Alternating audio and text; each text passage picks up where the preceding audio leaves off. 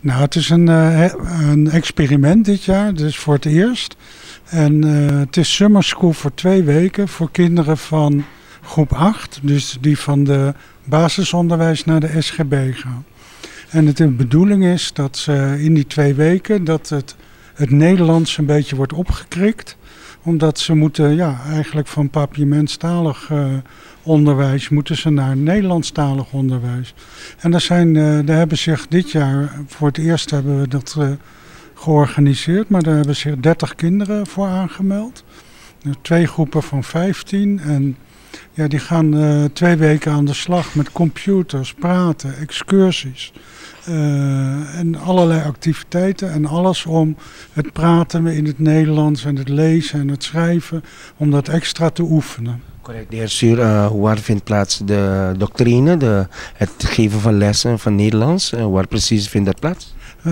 In het gebouw van MBO van de SGB. En dat is van maandag tot en met vrijdag? Ja, dat is van maandag tot en met vrijdag tot 1 uur 's middags.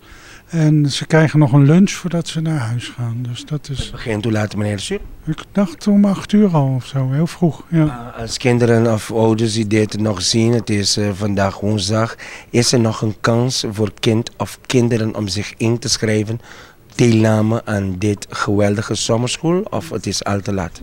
Nou, ik denk dat het te laat is, maar er zijn altijd kinderen die weer afvallen. Dus als je als ouders interesse of kinderen interesse hebben, dan kunnen ze zich aanmelden via de website van Stichting Lezen en Schrijven Bonaire.org. Er is ook een telefoonnummer die we zien die gebeld kan worden, meneer Ado? Ja, dat is de coördinator daarvan, die heet Paul Ruijs. En daar is het nummer van 782-4569. Laatste woorden toch namens Stichting Lezen en Schrijven. Ik zie de laatste tijden de heer Stuur. Jullie zijn erg dynamiek, jullie zijn steeds bezig, heel erg actief. Jullie willen het goede voor alle leerlingen van Bonaire, zowel primaire, secundaire onderwijs. Laatste woorden voor alle ouders van Bonaire, de heer Ado Stuur. Nou, ik denk dat het heel belangrijk is. We hebben 3 weken terug hebben we de eerste voorleesdag gehad op Bonaire.